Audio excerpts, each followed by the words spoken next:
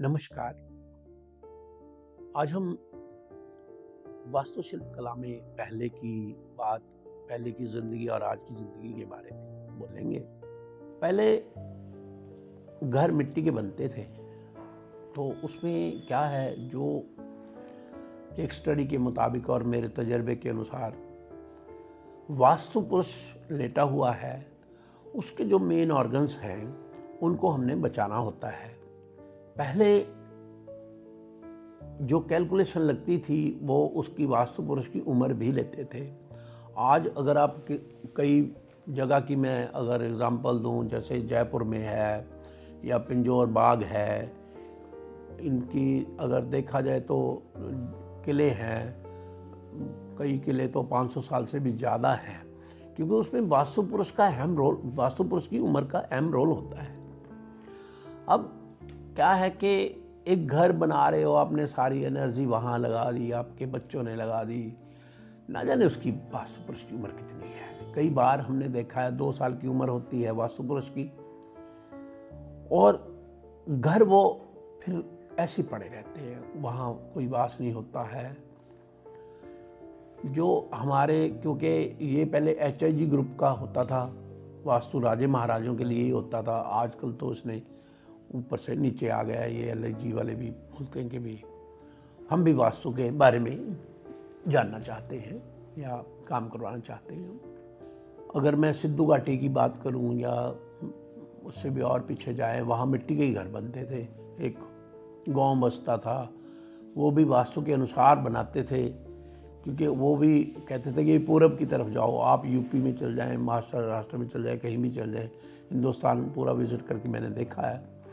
पूरब तो पूरब ही है, देवता मानते हो तो दे ही रहा है ना, वो जो दे दे वो देवता। तो वहाँ पे क्या है देखने को, अगर आप यहाँ पे रोपड़ में है, यहाँ पे भी जो ओल्ड सिविलाइजेशन पड़ी है हमारी, उसको भी देखते हैं, तो वो जो घर बनते थे वो तो पूरब की तरफ ही बनते थे, और जो गांव का रास्ता होता था वो भी पूरब की तरफ होता था। और नॉर्थ ईस्ट में वहाँ पे उन्होंने मिट्टी निकालते थे, वो एक जो तालाब टाइप बन जाता था, वहीं पे सब जिंदगी उसी के आले दुआले होती थी। तो आजकल की मैं अगर, वो बहुत अच्छा सिस्टम था। सुबह जल्दी उठते थे हम लोग और पूरब की तरफ ही जाना होता था। फिर क्या था, पानी को देख के जाना और आना बहुत अच्छा होता है। जो राजे महाराजे के आपने देखे वो फुव्वारे लगे होते थे, तो गांव में तो वो जो तालाब होता था वही देख के जाते थे, और जैसे ही आता आदमी तब भी वो तालाब के दर्शन, पानी के दर्शन होते हैं, आपका मन ठीक होता था।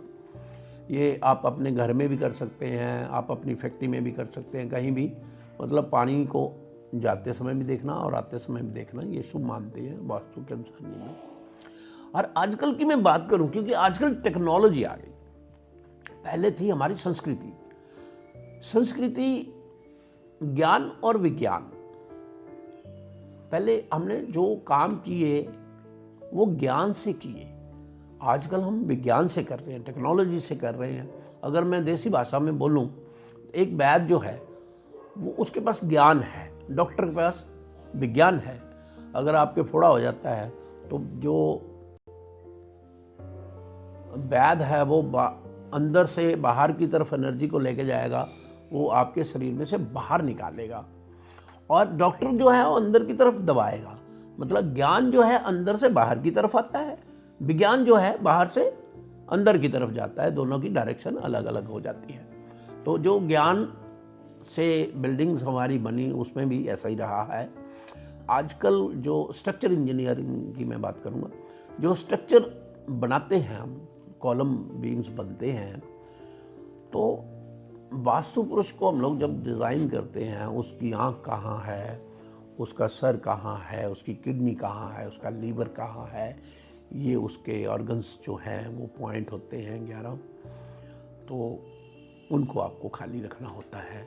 जैसे आपने नॉर्थ ईस्ट में पिलर ले लिया, मैंने देखा यहाँ पे, मैं अपने तजर्बे की बात करूँगा, किसी ने उसके आँख पे, जो दाई आँख पे उसने पिलर ले रखा था, वो जो कलम था, अब वो जो आगे बच्चे पैदा हुए उनकी आँख में ही प्रॉब्लम आ गई, और 2 ऑपरेशन हो गए, फिर भी वो ठीक नहीं हो पाए क्योंकि वो पिलर उसकी आंख पे था।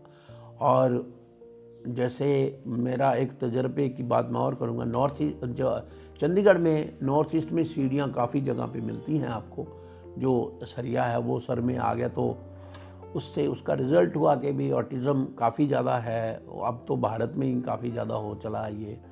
तो मेरी रिक्वेस्ट है जो स्ट्रक्चर इंजीनियरिंग का काम करते हैं, स्ट्रक्चर का, क्योंकि ये अलग अलग होते हैं, आर्किटेक्ट अलग है, इंजीनियर अलग है, जो स्ट्रक्चर इंजीनियर है वो तो अलग हो जाता है, जो सरिये का डिज़ाइन करता है, क्योंकि उसका रोल होता है, अच्छा रोल होता है, 12 से लेकर 15% की आपकी सेविंग भी कर देता है अगर वो सही मिट्टी के टेस्ट कराते हैं, बॉन्डिंग स्ट्रेंथ है उसकी, टेंसल स्ट्रेंथ है, जो उसकी कंप्रेसिव स्ट्रेंथ है, जो मिट्टी की सारी, उसके बाद ही डिज़ाइन जो करते हैं, वैसे तो आजकल ऐसे ही कर लेते हैं वो।